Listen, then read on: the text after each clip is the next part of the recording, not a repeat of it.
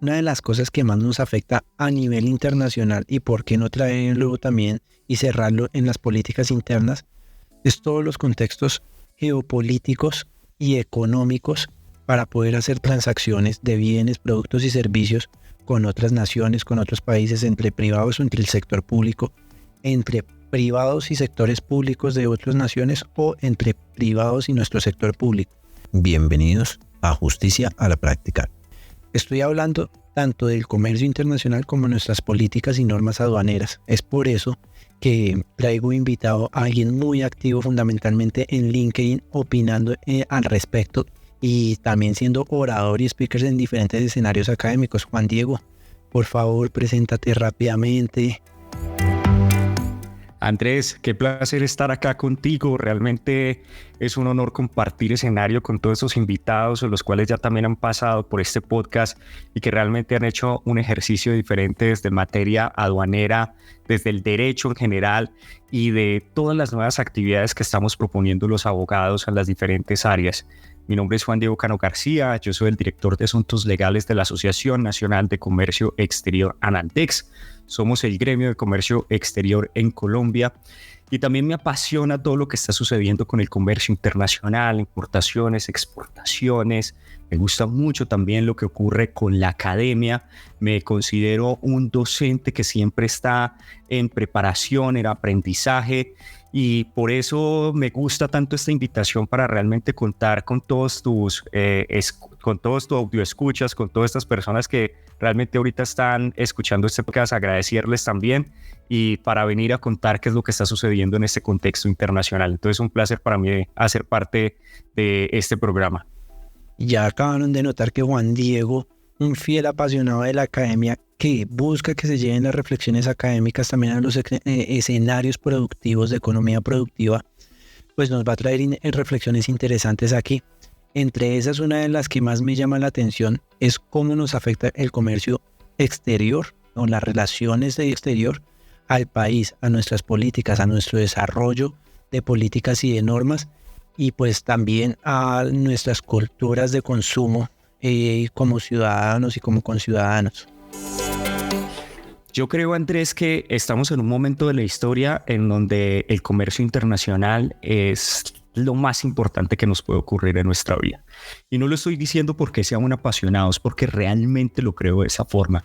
Es porque todo lo que pueda estar ocurriendo en el contexto internacional tiene una afectación directa en nuestras vidas, no solamente a la economía, sino que lo estoy hablando también nosotros como consumidores. O yo te podría decir que tal vez más del 60 o el 70% de los productos que tienes en tu hogar pueden ser importados. La tecnología que estamos utilizando es importada. Y por eso la relevancia que nosotros tenemos y que nos debería de importar, porque todo lo que está sucediendo puede tener un coletazo, un efecto mariposa, puede tener también unas consecuencias sobre todas las operaciones que nosotros hacemos. ¿Y por qué lo digo que es un punto o una época donde toma una mayor relevancia? Esto precisamente disparado después de la pandemia, donde tuvimos un crecimiento importantísimo de lo que viene siendo el comercio electrónico. El comercio electrónico no es sino un portal, una ventana para nosotros hacer clic y adquirir los productos al exterior o exportarlos, enviarlos al exterior. Pero eso desencadena ¿qué? Eso desencadena una operación de comercio exterior, llámese una importación o llámese una exportación. Entonces, en este momento tenemos a la mano toda una vitrina que está en oferta en el resto del mundo, lo que llamamos también como esa internacionalización de los productos, de los bienes y de los servicios que nosotros podemos adquirir a través de nuestros hogares.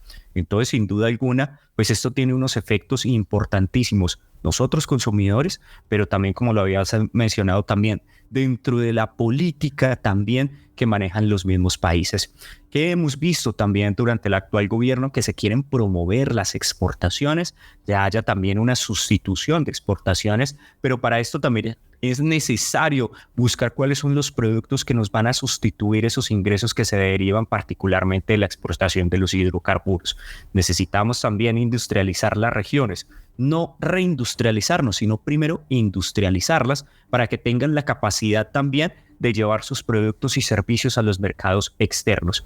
Entonces, y como lo mencionaba, pues estamos en un momento importante para la historia del comercio internacional, que es la relación entre todos los países en ese flujo financiero, en el intercambio de bienes y de países, de bienes y de servicios, y en el comercio exterior, que es la relación que nosotros tenemos de nuestro país, Colombia, con el resto del mundo. Mira, Juan Diego, tomaste 3 puntos importantes, 3 puntos interesantes, o lo describes en 3 puntos interesantes. Son nuestras políticas y nuestros hábitos de consumo, en donde indudablemente pues el desarrollo de nosotros como humanidad nos ha traído beneficios, entre esos pues el acceso a la tecnología. Y aunque quisiéramos que Colombia fuera un productor de tecnología a nivel competitivo, pues no tenemos todavía industria tecnológica, a pesar de que hemos tenido empresas fabricantes de tecnología. Pues todavía dependemos del comercio exterior y de fabricantes exteriores, principalmente en toda esta zona oriental, entre Taiwán a China, o incluso pues también los fabricantes que se encuentran en Estados Unidos, que desarrollan tecnología que nos parece muy atractivos para mejorar nuestros hábitos de consumo, o por qué no también lo más importante, que es todo el sistema de alimentos, que se vio muy afectado con estas normas y con todo esto del conflicto entre Rusia y Ucrania, que nos vulneró y prácticamente subió el consumo de nuestras semillas y de todos nuestros insumos agrarios, afectando todo esto. Toda esta relación de geopolítica y todas estas afectaciones geopolíticas impactan mucho en nuestros hábitos de consumo, en cómo vamos a comprar, en cómo vamos a adquirir bienes y servicios. Y cuando llegan también a Colombia, también es importante que se regulen y se generen ciertas normas que afecten pues el comercio exterior, que desestimulen algunas producciones exteriores y busquen estimular el consumo de producciones internas. Y por otro lado, la importancia de industrializarnos porque, si mal o bien, el TLC dio una apertura a la economía a nivel mundial, y sobre todo nos abrió más las puertas a Colombia para adquirir productos y servicios y poder vender productos y servicios de forma competitiva a nivel mundial. También nos ha afectado porque no hemos tenido el nivel de industrialización de forma adecuada para competir contra estos monstruos económicos que se vienen industrializando desde el siglo pasado. Sí, Andrés, yo creo que podemos desarrollar. Quisiera hacer también como unos comentarios sobre estos 3 puntos. El primero, totalmente de acuerdo, cómo cambian también los hábitos de consumo. Y yo creo que también, volviendo con el mismo punto de lo que viene siendo la pandemia, que los cambió por completo. Y yo te quiero contar también un ejemplo particularmente que nos pudo haber ocurrido a varias personas, pero yo recuerdo que cuando yo tuve que salir de la oficina para la casa, yo me traje el computador de la oficina y tenía una cámara que realmente no ayudaba muy bien para hacer todas las transmisiones, y entonces tuve que adquirir una también a través de las diferentes plataformas de comercio electrónico y que eran importadas.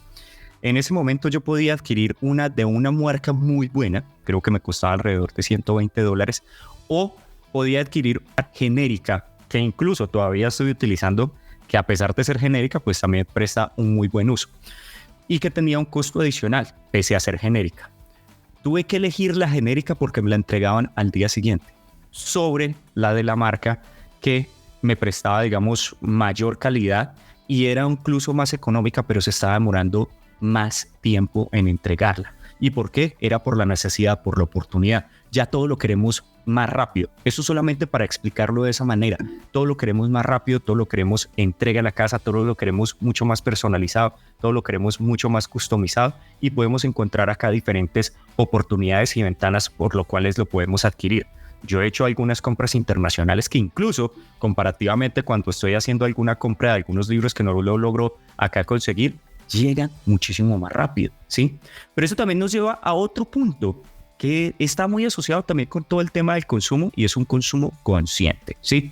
Es un consumo consciente que estamos consumiendo, qué productos estamos adquiriendo en el mercado exterior, solo porque sean económicos, pero no nos prestan de pronto una utilidad a largo plazo por la misma calidad de los productos. Entonces, pues yo también puedo estar acá siendo un poco un consumidor incluso más frecuente, con un gasto mayor, pero a diferencia también de lo que tú estabas diciendo y que lo voy a implementar acá precisamente con el tema de industrialización, acá tenemos unas muy buenas empresas de diseño, que están utilizando incluso plástico reciclado, pero entonces ¿cuál puede ser mi opción de yo como consumidor? Ni siquiera lo estoy hablando desde el comercio internacional, sino directamente para mí como comprador.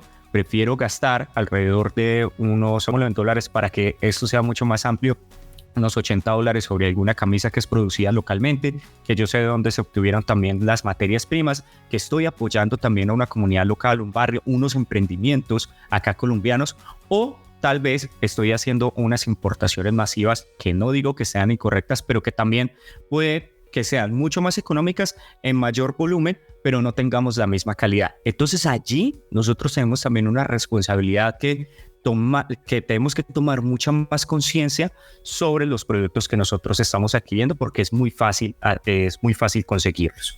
Y ahora, también con lo que contamos y lo atemos con la tercera, no estamos hablando del consumo, estamos hablando de la industria y estamos hablando de la apertura.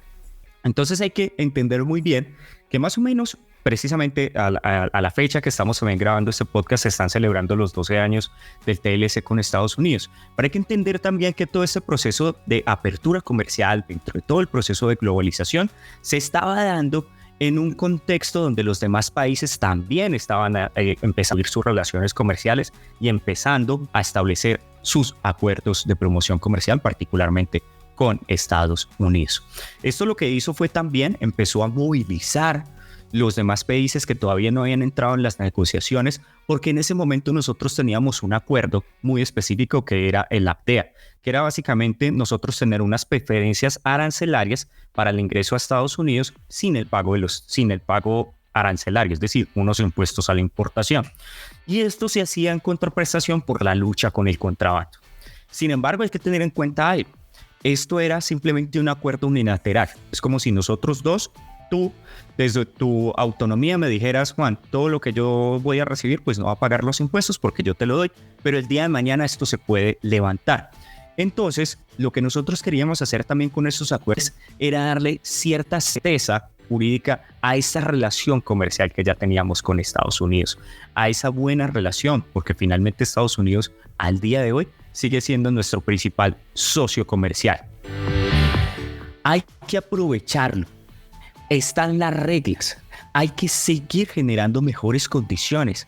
Por eso lo hablábamos. Sí, hay una política de reindustrialización, pero primero hay que industrializar. Hay que darle las herramientas a esos importadores, a esos exportadores, para que puedan producir productos de alto valor agregado. En el comercio internacional hay una gran tendencia que se llama las cadenas globales de valor. Para explicarlo de forma más sencilla, imaginémonos un avión Boeing. ¿En dónde se producen los aviones? Y muchos podrán estar pensando en ese momento, pues hay algunas partes que se producen en Francia, en Alemania, en Suecia, en España. Es decir, uno podría decir que los aviones son producidos en todo el mundo. Pero realmente solamente son ensamblados o en Francia o en Alemania. Es decir, que cada una de estas partes, de estos países que intervienen, le agregaron un valor. Bien sea por temas de tecnología, bien sea por temas de servicio o bien sea porque aportan una parte. En cambio, nosotros en Colombia tal vez nos hemos quedado un poco rezagados en agregarle valor, en adherirnos a esas cadenas globales de valor, sino que también tenemos unos productos que siendo muy competitivos, pues siguen siendo bienes primarios en materia de exportación. Allí es donde nos hace falta seguir aprovechando todo ese campo que tenemos también para seguir agregando mucho más valor, para exportar unos productos muy interesantes en lo que nosotros podamos dar como diseño, en agroindustria, en servicios, por supuesto. Ahora que también hablabas de todo el tema de tecnología, nosotros sí tenemos unos grandes exportadores de servicios, incluso en la industria de los videojuegos, que es bien interesante. Entonces yo creo que ahí las oportunidades es para construir. Claro, bueno, retomemos en el último punto porque me parece chévere hacer el paréntesis, y es que Colombia es un mapa interesante para la industria tech, ya sea programadores, desarrolladores de videojuegos, creativos. Colombia ha sido muy admirado, e incluso si lo ampliamos más, Colombia es una puerta importantísima para la industria fintech. Acá se está desarrollando muchos productos y se está queriendo desarrollar muchas startups o soluciones en torno a las soluciones fintech. Desde Chile e incluso México están viendo Colombia como la puerta o el epicentro de negociación para este tipo de industria. Eso en cuestión de servicios o en desarrollo de los servicios. Hay que entender que Colombia y el colombiano es muy capacitado para este tipo de soluciones o prestación de servicios o incluso para soluciones de freelance. Vamos a hacer el paréntesis, todo lo que tiene que ver respecto a derecho laboral de los freelance o trabajadores digitales lo estamos trabajando en otros capítulos para que también reflexionemos en torno a esto.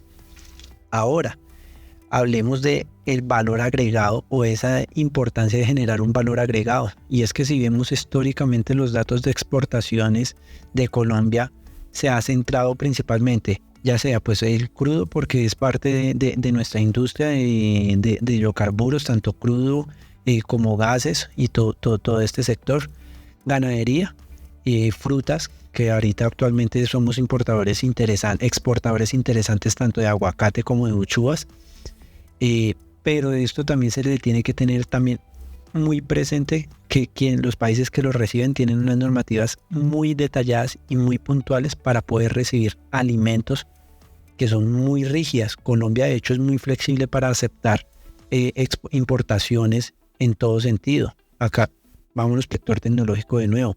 Acá si no es porque nos adherimos a las normas de la FCCC, acá entraría mucho teléfono de muy mala calidad, o mucho computador o muchas cámaras de muy mala calidad.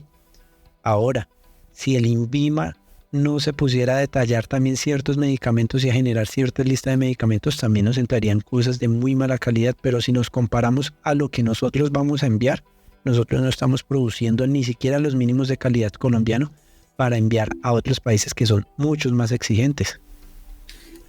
Eso ocurre mucho dentro del comercio internacional, Andrés, y es que precisamente cuando estamos hablando también de esas barreras de ingreso, de salida de los productos, pues yo tengo que tener en cuenta cuáles son los requisitos que tengo que cumplir. Y eso va a estar definido por cada estado, por cada autoridad directamente. Entonces, como bien lo acabas de mencionar, pues nosotros hemos hecho un ejercicio bastante fuerte para el ingreso de algunos productos del agro, de lo que viene siendo, por ejemplo, para Estados Unidos, para la Unión Europea, siendo estos últimos bastante exigentes, incluso también para algunas exportaciones en Japón, y en general, pues digamos que es bastante variable. Acá, ¿qué es lo importante tener en cuenta? Que uno tiene que conocer muy bien el mercado al momento de hacer todos sus procesos de exportación. ¿Y por qué? Porque yo estoy sacando mi mercancía del país, donde cumplo también acá una legislación interna, la cual nosotros le denominamos también el derecho aduanero, y también cuáles vienen siendo esos requisitos al momento del ingreso. Todo esto puede cambiar, todo esto se puede elevar, y estos requisitos pueden ser incluso más rigurosos dependiendo del tipo de producto de que nosotros queramos hablar. Hablo particularmente de lo que está ocurriendo en este momento. Por ejemplo, Estados Unidos ahora está imponiendo también el Pacto Verde. Esto contiene una serie de requisitos, una serie de obligaciones y de compromisos, por ejemplo, para al momento de producir los bienes que van a ser exportados, es decir, importados hacia la Unión Europea. Particularmente estamos hablando también de unas certificaciones de no deforestación, donde los productos se hayan sembrado, incluso también que se haya tenido allí ganado, donde se pueda demostrar de que en efecto no hayan sido producto de esto. Y acá vemos 4 productos que incluso pueden tener algún efecto, que pueden ser el tema del ganado, particularmente el ganado y el café podrían estar gravemente afectados. Sin embargo, como ya lo habíamos mencionado, pues esto viene siendo también por parte de la autonomía. ¿Qué es lo que pasa? Y es que esto también hay que verlo desde la contramedida. Pues esto puede generar también unos sobrecostos, porque no solamente es en el tema de deforestación y las certificaciones, sino también el uso de algunos pesticidas y plaguicidas que se utilizan también para la obtención de los productos, incluso también de algunos fertilizantes. Es decir, algunas moléculas que puedan terminar generando algunos efectos adversos en la salud a largo plazo, y que ya han sido identificados también particularmente entonces por algunas de estos estados, y que les generan también algunas barreras sanitarias, barreras fitosanitarias o cualquier tipo también de obstáculo al comercio. Esto sin duda, yo creo que eso viene siendo también como parte de un proceso desde la misma globalización, desde los procesos de responsabilidad empresarial que tienen las compañías, pero esto sin duda también pues tiene un efecto económico, porque en la medida que yo también tenga que cumplir con todos estos estándares internacionales que ya me están exigiendo al interior de los países, pues entonces eso también me elevaría el costo de lo producido. Y eso sería también razonable, porque si yo estoy enviando un producto de la más altísima calidad a unos consumidores que solamente comprenden esa misma calidad, que solamente la adquieren, y es sino uno hacer como un comparativo muy rápido en lo que es la fruta que nosotros también consumimos acá dentro de los mercados o en el extranjero. Eso hace parte también de los hábitos de consumo que también estamos hablando acá. Una fruta muy encerada, de unas especificaciones, de una dimensión, de un diámetro que casi que vienen siendo casi todas perfectas, casi que vienen siendo producidas a la medida diferente a lo que nosotros conseguimos acá.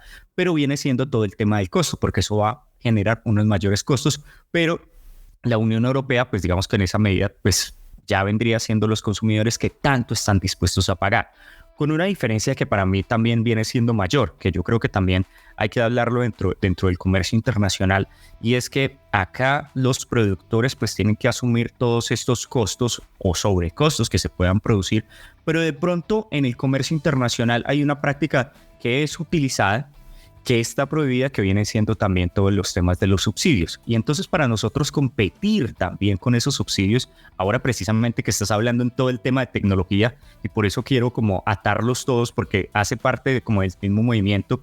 Claro, nosotros acá tenemos muy buenas personas, muy buenos programadores, muy buenos diseñadores, pero particularmente en el tema de la tecnología, pues ya hemos visto que pues acá hay un problema muy grave en lo que viene siendo el tema de los subsidios, que incluso ha tratado de contrarrestarse con otra medida que ha sido más subsidios. Entonces es un juego que realmente es muy complejo también de entender, y esto por supuesto ya empieza a generar cierto tipo de altercados, de fisuras en el comercio internacional. Venimos también con una guerra comercial de Estados Unidos y China que se extiende casi hasta el año 2018 con el gobierno de Trump, y que muy posiblemente va a volver otra vez al poder. Entonces hay que estar muy atentos dentro de todo esto que vaya a suceder, pero sin duda, estándares internacionales, requisitos, cumplimiento, subsidios, pues hace parte de un engranaje que se extiende por todas las naciones, y que por supuesto nosotros tenemos que estar ahí presentes para cumplirlos, o para también hacer los comentarios y hacernos sentir nosotros como Estado de que hay algunos pues que digamos que superan los requisitos o la capacidad que nosotros también tenemos para producir, o que por lo menos sean conscientes de que necesitamos también un proceso de transición, precisamente por todos estos componentes que hablamos al principio, sobre todo en el tema de innovación, tecnología e industrialización. Bueno, todo esto que hablaste, que acabaste de concluir, me da una idea de lo que puede llegar a ser la certeza jurídica en estas relaciones bilaterales entre naciones. Y es una comunicación constante de cuáles van a ser los nuevos requisitos y cuáles son los nuevos estándares de calidad. De forma constantemente los tienen que renovar y llegar y decir de un momento a otro, entender como nación cuáles son los limitantes de su mercado, y decirle a la otra nación, qué pena, es que estamos llenos de este producto, tenemos que poner un arancel, o tenemos que procurar reducir la importación de este producto, o por favor, nosotros también como nación permítanos negociarle ese producto a otra nación, entre otras cosas. O sea, acá estoy cogiendo esas certezas jurídicas que vienen siendo las relaciones constantes y el diálogo constante entre las naciones, para que los importadores y los exportadores estén al día de forma inmediata de qué se puede traer, qué se puede enviar.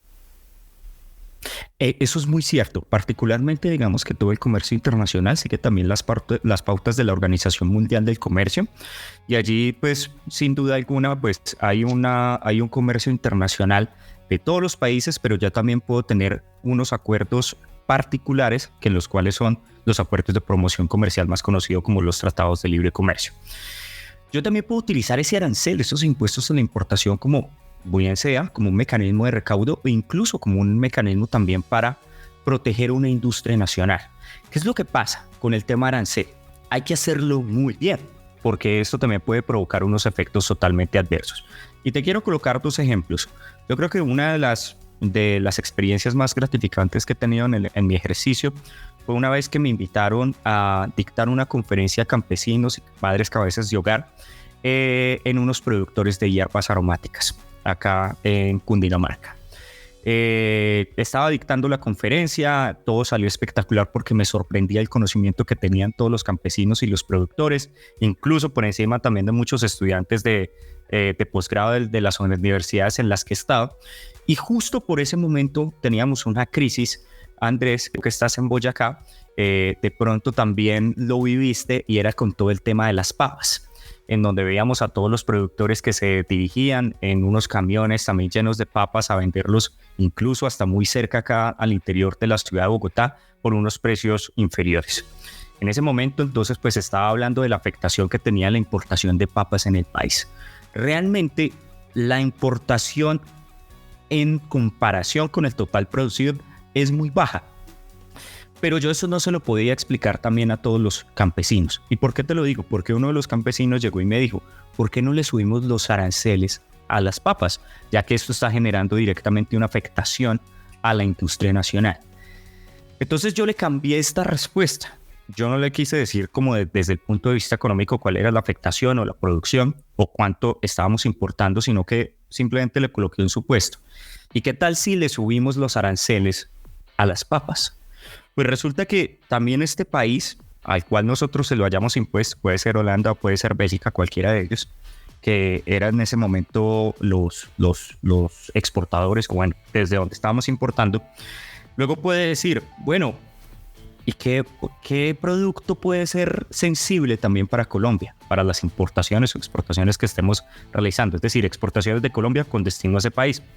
Ya que ellos no son productores de leche. Impone a la importación unos aranceles más altos. Entonces yo le expliqué al campesino, ¿y qué tal si entonces le sube los aranceles de las hierbas aromáticas del 5% al 20% o al 40%? Entonces él dijo, ya entendí. Entonces hay que tener en cuenta que esto es un ajedrez también dentro del comercio internacional, que se tienen que jugar muy bien las piezas, porque acá se pueden tomar unas retaliaciones. Primer punto, porque ese puede ser, digamos, en el contexto internacional, sobre las exportaciones y las importaciones nuestras. Pero segundo, y porque digo que tiene que tomarse en cuenta muy bien todo este tipo de medidas, lo estamos viendo en este momento con el arancelas a las confecciones, a las prendas importadas. Entonces, en el año 2022 se aumentó el arancel al 40%. Y esto tenía un motivo, y es para reducir la importación de las prendas de vestir, ¿cierto?, que venían de países con los cuales nosotros no tuviéramos acuerdos comerciales.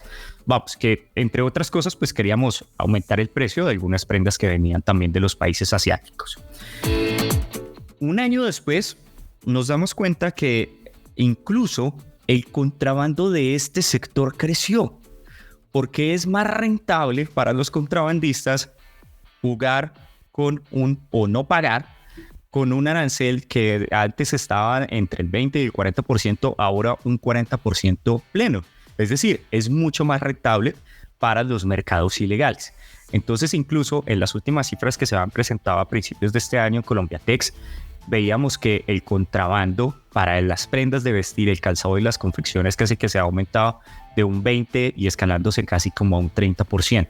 Entonces, este tipo de decisiones que tienen un componente altamente técnico, ¿sí?, si bien puede perseguir también una protección al bienestar social, una protección a nuestros empresarios o incluso una promoción a la industria local, pues hay que tomarse en consideración todos los componentes para que de pronto no vaya a tener unos efectos adversos a los perseguidos inicialmente.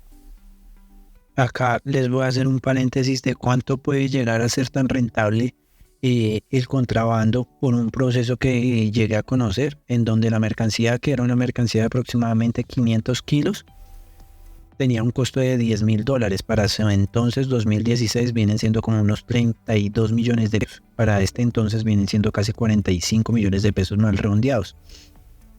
Pero cuando uno analizaba la discriminación de esta mercancía, de estas prendas, venían siendo más de 600 prendas, que pónganle por bajito que se vendan, porque era, aparte de contrabando, era mercancía que simulaba, es decir, pirateada a otras marcas, las podían vender por bajito a 100,000 pesos. Prenda, camisa, sean o pongámosle incluso 40.000, 50.000 pesos para ser más económicos, las gorras. Es decir, estamos hablando de 250 millones a cerca de 600 millones de pesos para ese entonces. Ahora, digámoslo, para lo que cuesta ahora conseguir la ropa de esas marcas tan reconocidas. Eso es lo que nos está afectando el contrabando, y tenemos que combatir más el contrabando que esa guerra arancelaria en todo este tipo de aspectos. Lo mismo pasa en mercados ganaderos, que de hecho llegan a ser más delicados porque estamos jugando también con la salubridad pública en toda la industria alimentaria. Me gustaría también que... Ahí te quiero agregar, Andrés, porque me parece que es una cifra bien interesante, ¿sí? Y es porque precisamente y muy recientemente la DIAN también reveló las cifras y el del panorama del contrabando en el país. Las cifras de las importaciones para el año pasado estuvieron alrededor de 60.000 millones de dólares. Y si mal no recuerdo, ellos hacen una distinción entre el contrabando abierto y el contrabando técnico. El contrabando abierto es básicamente la mercancía que ingresa desde el resto del mundo, es decir, desde los otros países, y no tienen una declaración de importación. Aquí aclaro, esto es, y si nosotros lo asimilamos con las personas, si yo voy a Estados Unidos, yo necesito primero que un pasaporte vigente. Es decir, esta es mi declaración. Yo me estoy presentando y así me van a recibir en los Estados Unidos como la persona Juan Diego Cano García.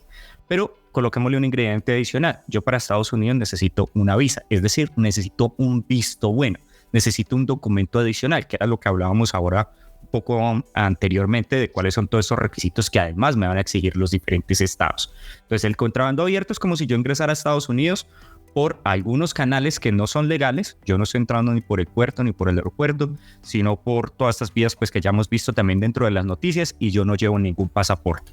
Entonces inmediatamente me pueden deportar o entro dentro de un juicio. Eso es más o menos lo que le pasa también a las mercancías con el contrabando abierto. El contrabando técnico es diferente, porque yo sí me estoy presentando con una declaración, yo sí me estoy presentando con mi pasaporte, pero resulta que yo estoy colocando otro nombre, estoy colocando un nombre diferente, me estoy haciendo pasar por otra persona. O hablando ya dentro del comercio de mercancías, dentro del contrabando técnico, lo estoy pasando por un precio inferior al que debería ser declarado. ¿Por qué hago esta descripción? ¿Por qué hago esta explicación? Porque resulta que lo que nos está contando la DIAN es que para el año 2023, pero esto es un fenómeno que ha venido en crecimiento, es decir, que las medidas que se han utilizado no han sido muy efectivas para combatir el contrabando, pese a todos los esfuerzos que ha hecho la autoridad aduanera, pese también a la policía fiscal, que incluso en las últimas semanas ha tenido unos hallazgos impresionantes también con todas las aprehensiones del contrabando, pero no viene siendo suficiente, porque lo que nos cuenta este informe es que el 10%, ojo con esa cifra, el 10% del total de las importaciones, del total de la mercancía que llega al país, va por contrabando abierto o por contrabando técnico, es la suma de las dos. En el contrabando técnico son casi más de 6.000 millones de dólares que está entrando por contrabando técnico. Entonces es una cifra que es muy, muy, muy aterradora, que preocupa también dentro del escenario del comercio internacional, del comercio exterior, dentro de la práctica legal, dentro de las empresas, porque pues estamos hablando también de mucha informalidad, y muchas empresas ilegales también pues tienen acá todo un sistema implementado, y pues ya lo veíamos también con algunos casos que sonaron mucho, el tema de Ambuila, y en general, digamos que acá también viene una participación de lo que viene siendo como algunos hechos que también están asociados con la corrupción. Entonces, simplemente para agregarte, porque ese tema de contrabando, como bien lo dices, necesitamos de todas las herramientas y necesitamos de todos los mecanismos que puedan contrarrestarlos, no solamente desde materia arancelaria, sino pues realmente contar con tecnología para poder enfrentarlo.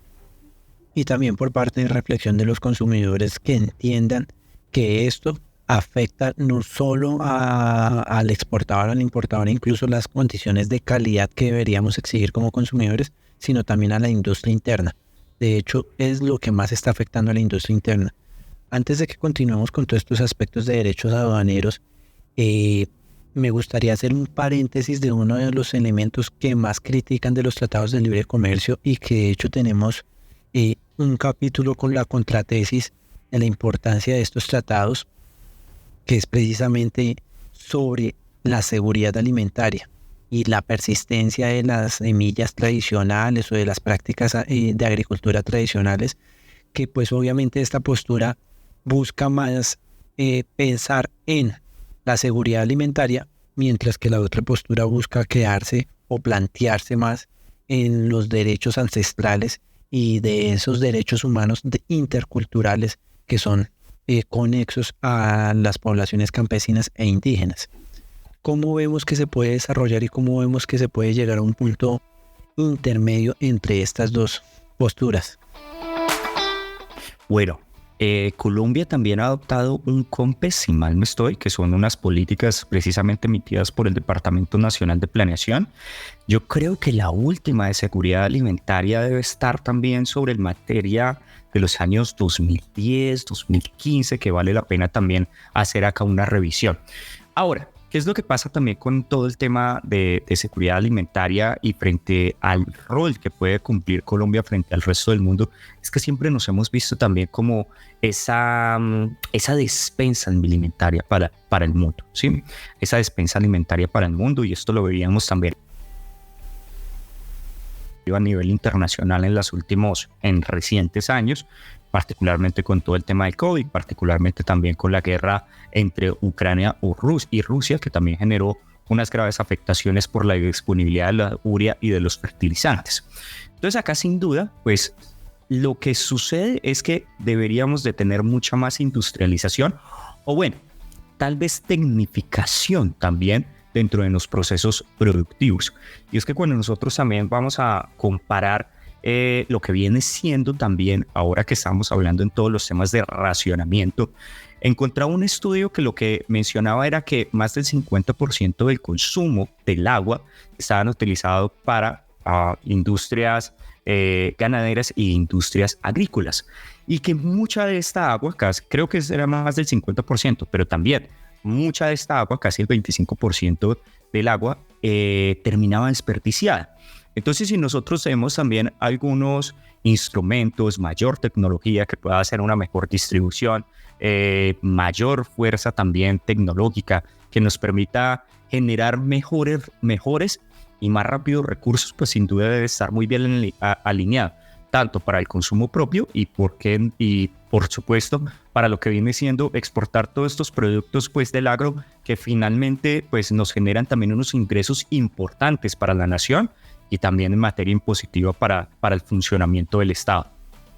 De hecho, pues el agro va a ser de lo más importante para el desarrollo de la humanidad, porque si no hay alimentos no podemos persistir, consistir y seguirnos desarrollando. Ahora sí, hablemos de materia aduanera. En materia aduanera, ya hablamos en aspectos generales cómo nos afecta el contrabando y qué es lo preocupante de que pase todos estos elementos de contrabando o cómo se desarrolla esto. Pero también hay otros elementos importantes, y sobre todo con lo que se viene hablando y cómo nos ha afectado, es cómo regular los mercados, cómo entender los mercados y las dinámicas de los mercados para poder darle apertura a otro mercado o darle cierre a otro mercado. Por ejemplo, en la especialización que estoy desarrollando, que estoy realizando, hay una productora ganadera de leches.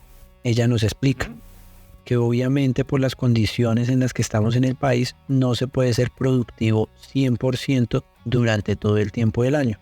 Y quienes tienen esa información, que son los grandes vendedores de leche, pues hacen los análisis y dicen: cuando hay una fluctuación muy mínima necesitamos traer leche en polvo, y le pasan una solicitud abierta al gobierno para que dejen importar leche en polvo. Pero hay unos compromisos de vender esa leche en polvo durante 3 meses, mientras se vuelve a regular otra vez la producción de leche en el país.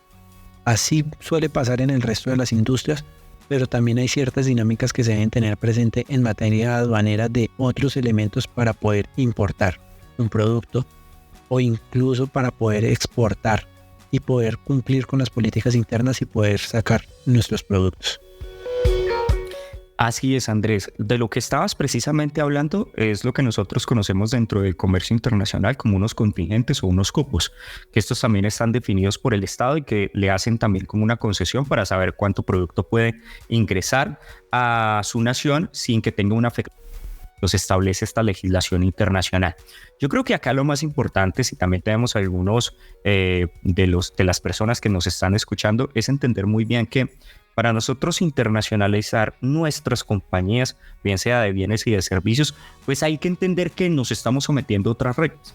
¿Y por qué me refiero tanto a bienes como a servicios? ¿Qué más está pasando? Por ejemplo, ahorita tenemos todo el canal de comercio electrónico, de e-commerce. Entonces, ahora que tú también hablabas particularmente del INVIMA, mira que me pasó hace más o menos como unos 8 o unos 15 días que yo estaba también viéndome una película un domingo con mi esposa y de repente me empezaron a llegar varios mensajes. Y uno, y el otro, y el otro, y el otro. Y yo dije, ¿pero qué habrá sucedido? Cuando me doy cuenta, era un amigo de la infancia que me estaba contando que sus mercancías las había retenido la DIAN, mientras que él cumplía con algunos vistos buenos y que tenía que pagar también los aranceles. Yo no le presté mucha atención y yo le dije, mira, lo más probable es que se trate de una estafa, no le pares bolas, no le coloques cuidado. Pero luego cuando él ya me contó, no, es que me mandaron este documento donde me están pidiendo que cumpla con un visto bueno, yo ya dije, esto sí es en serio. Claro, él estaba tratando de importar unos filtros para una preparación, para una bebida. Esos filtros estaban elaborados en cerámica.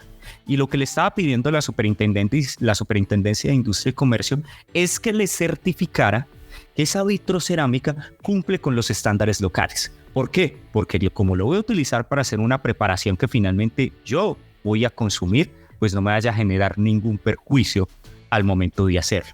Entonces, claro, esta persona lo único que me dijo fue, a mí no me dijo nada el proveedor, a mí nunca me dijo nada la empresa despachadora y a mí nunca me dijo nada la DIAN. Y no lo tenían que hacer porque tú como importador eres el responsable de hacerlo, ¿cierto? Además, cuentas con mi teléfono, cuentas con toda la información, ya has hecho también exportaciones de tus productos, ahorita ya estabas haciendo una importación, entonces debes entender de que esto todo está arreglado. Entonces lo más importante, yo te diría solamente 3 cosas, digamos que para empezar dentro de sus procesos de internacionalización. 1, conocer a su público, conocer los hábitos de consumo. Nos ha pasado también, vamos a exportar piña a Europa. Y esto es un caso real, donde tuvimos un exportador donde exportaba unas piñas hermosas, gigantescas, del tamaño de una pelota de fútbol, y cuando llegó no se vendió. ¿Pero qué pasó? Si es deliciosa, es el mejor producto que han sacado. A los europeos no les gusta la piña grande, les gusta la piña chiquita, porque ellos abren la piña para consumirla completa, no la guardan. Entonces, ahí había un hábito de consumo. Entonces, ojo, hay que entender la cultura, hay que entender también esas microculturas que también se pueden generar, así como Colombia es un país muy grande donde tenemos diferentes denominaciones y diferentes hábitos, pues también en el exterior los pueden tener. Segundo, el idioma. Hay que también romper con todas estas barreras de lo que se está generando. Justamente este fin de semana se estaba presentando esta función de traducción automática que tenía ChatGPT, que es el 4.0, que es una barbaridad, que entonces ya también nos está afianzando y nos está abriendo también las puertas, pero sin duda es importante de uno ir al otro país, de conocerlo, de hablar su idioma, simplemente también para evitar cualquier tipo de inconvenientes que se puedan desarrollar. Por eso es que nosotros también en el comercio internacional no hacemos las transacciones a nivel de una operación comercial, de una denominación comercial. Es decir, yo te voy a mandar unas maletas, pero allá lo pueden entender como un bolso o allá lo pueden entender como un maletín, sino que lo hacemos a través de un código numérico, una clasificación que se llama simplemente el arancel armonizado, que es un código de 10 números por el cual se puede clasificar todos los bienes. Pero eso de conocer la cultura, de también adaptarse al idioma para enfrentarse frente a cualquiera de estas inconvenientes, pues es indispensable. Y el último es el esencial, que es conocer un poco de esta legislación aduanera, que ya vemos que también son todos estos procedimientos, todos los trámites a la salida de la mercancía de nuestro país de Colombia, pero también al ingreso.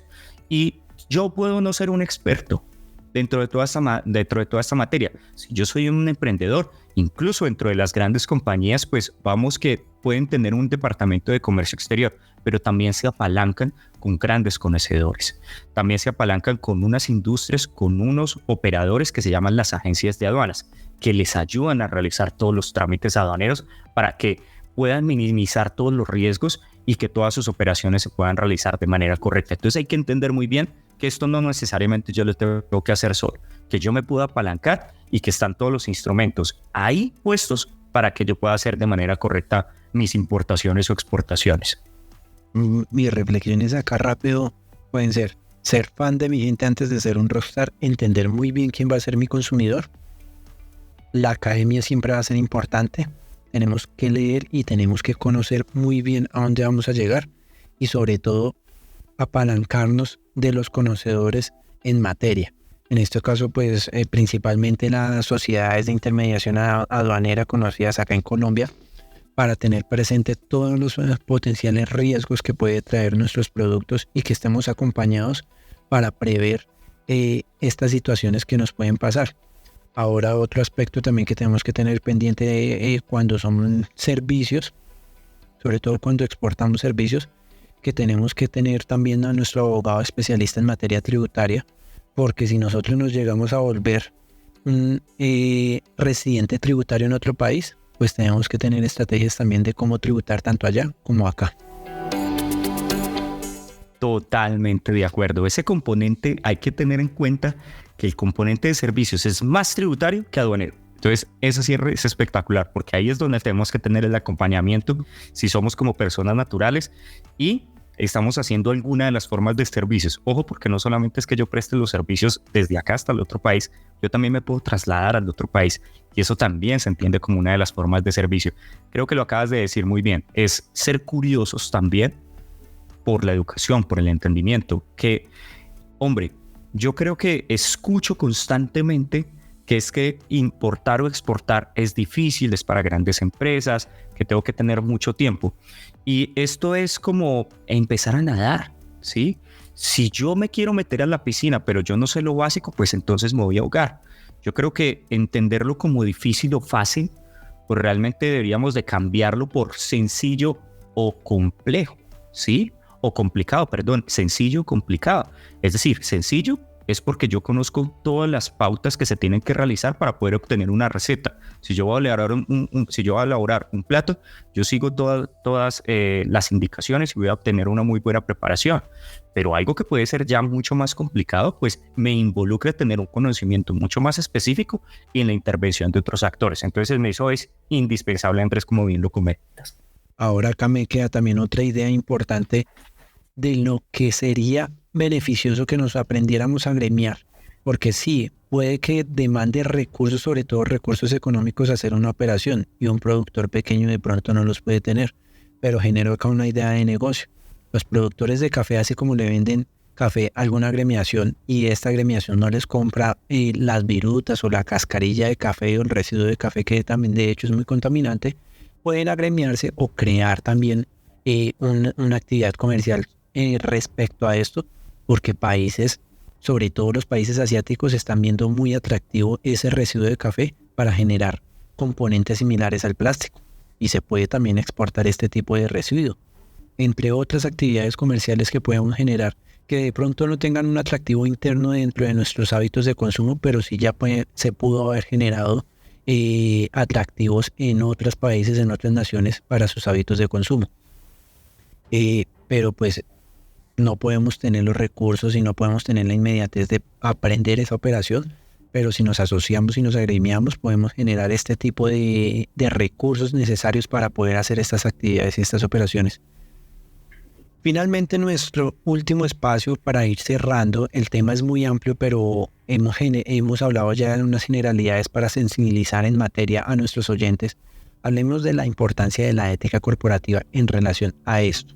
Vamos a hacer el cierre con estas reflexiones de cómo tenemos que nosotros formarnos también, tanto en esos hábitos corporativos o en esas diligencias corporativas, de tener a los operarios de manera diligente y reflexivos, tanto con el consumidor como con el medio ambiente, como con la economía, los tres ejes de sostenibilidad, de hacer sostenible una operación,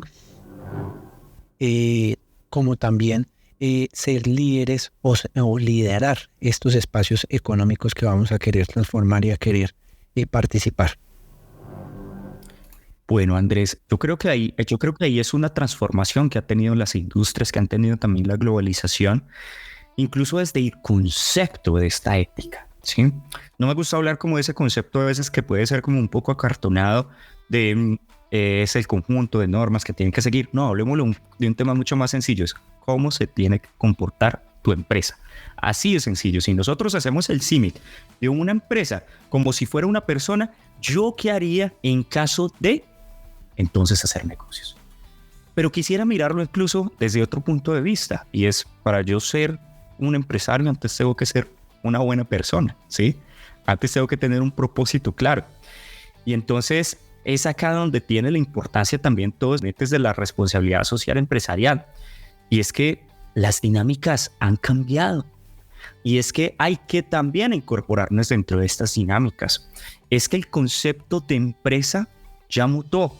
¿Y por qué lo digo? Porque es que la empresa antes tenía una gran referencia es para generar ingresos, para generar riqueza únicamente.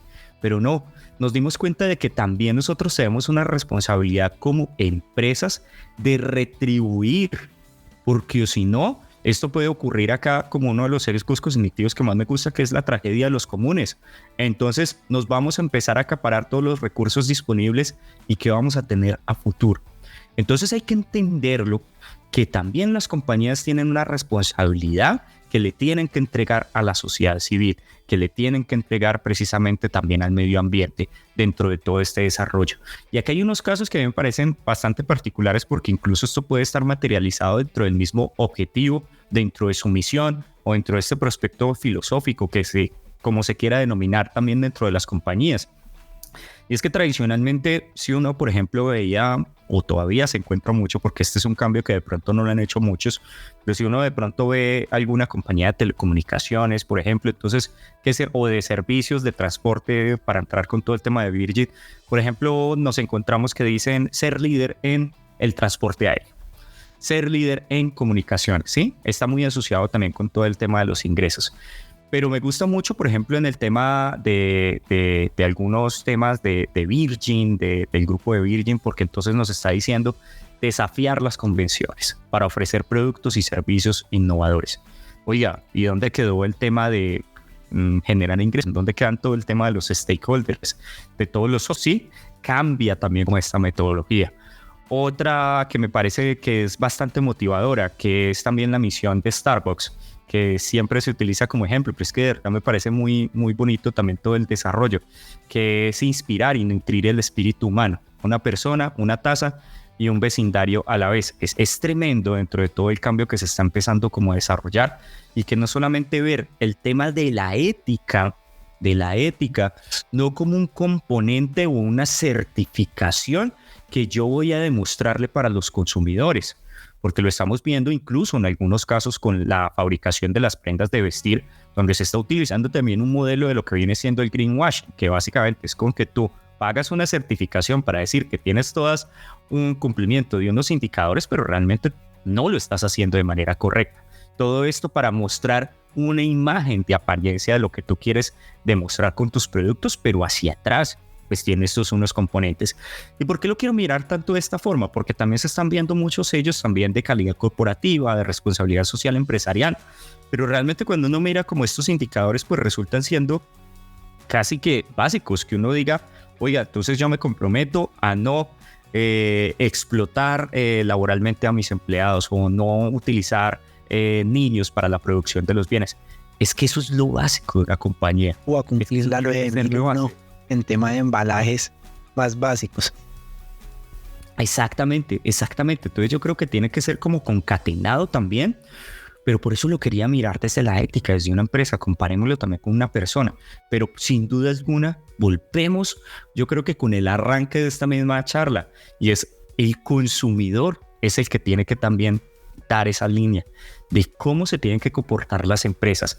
Ahora, sin duda, esto es importante y no estoy diciendo que dentro de todo el programa o dentro de todas las prácticas o los lineamientos que lo den desde el punto de vista del derecho, pues no sean importantes tenerlos. Tenemos acá algunos conceptos también del lavado de activos, un tema de SAGRILAF, algunos programas también internos de programas de transparencia y de ética empresarial que son importantes, pero son unas pautas.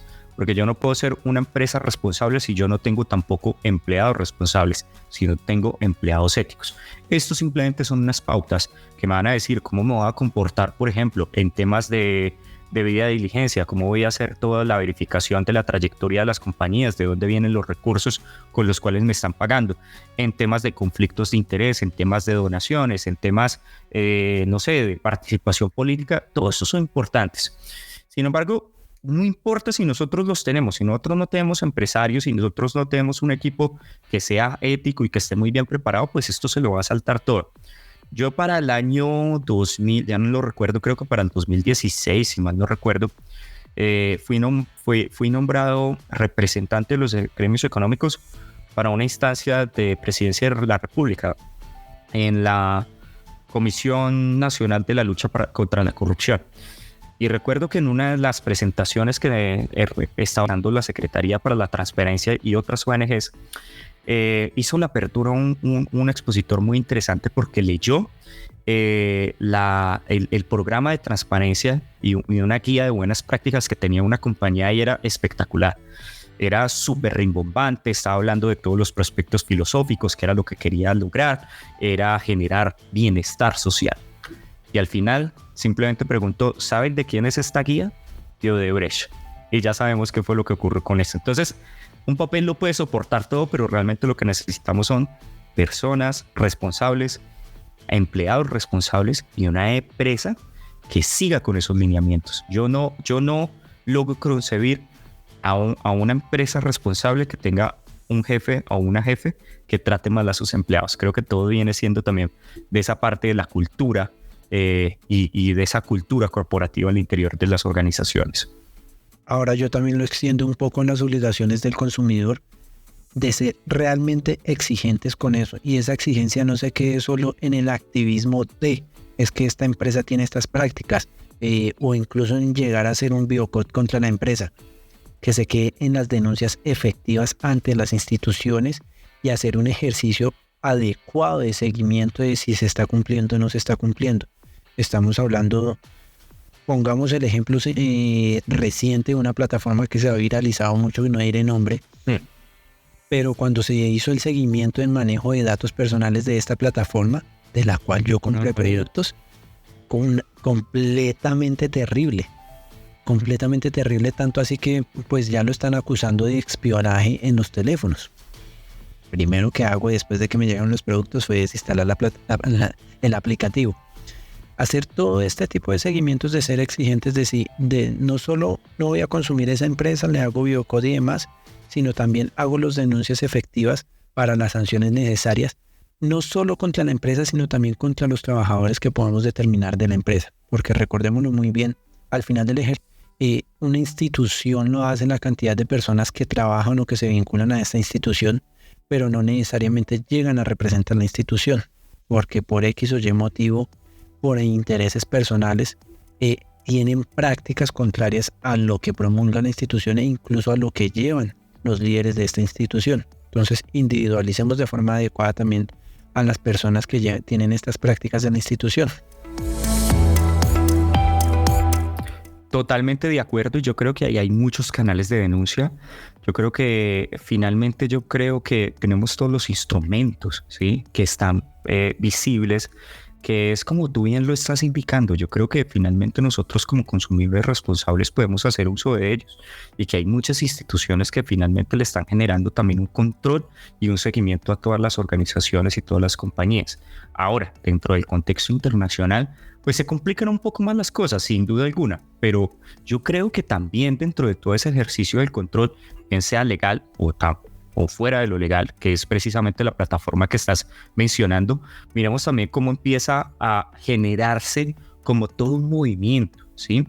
Cuando empiezan también a hacer algunas advertencias de lo que están diciendo y comparativamente con otras plataformas de toda la información que nosotros estamos integrando solamente por instalar la aplicación, pues inmediatamente esto también tiene un efecto que va desencadenando el decir, oiga, no voy a comprar, oiga, lo voy a desinstalar. Y es el caso tuyo, precisamente. Entonces yo creo que finalmente hay algunas cosas que dentro del mismo concepto de lo que está ocurriendo, últimamente he estado leyendo como mucho Kropotkin, que es también uno de estos filósofos anarquistas, pues que finalmente la norma queda rezagada a otro lado cuando nosotros nos estamos comportando de manera correcta, cuando nosotros ya lo estamos realizando, digamos que sobra, no se hace necesario. Y yo creo que este es un caso bien especial, salvo, por supuesto, todos los juicios y todas las afectaciones que ya puedes tener desde el campo legal. Pero primero, como bien lo dices, hay que no hablar de las empresas conscientes, de las empresas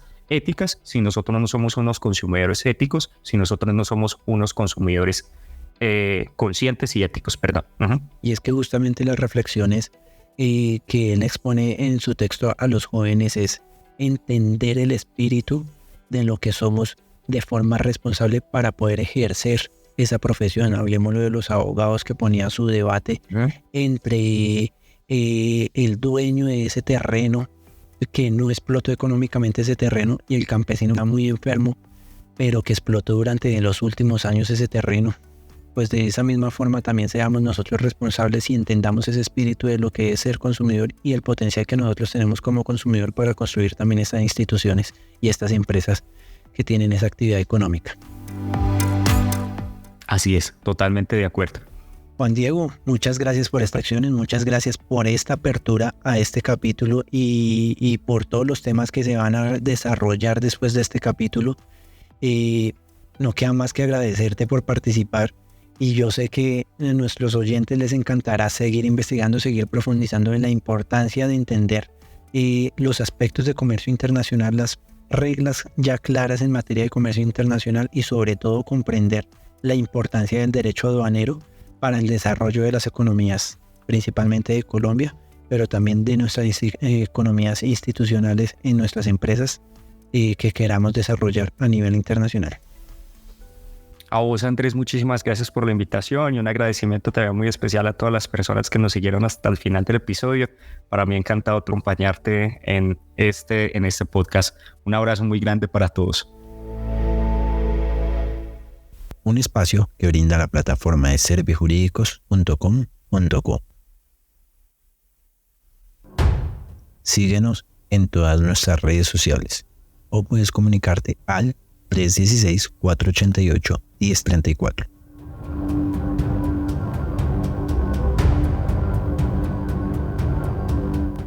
No olvides compartir nuestro contenido, así podrá llegar a muchos más oyentes.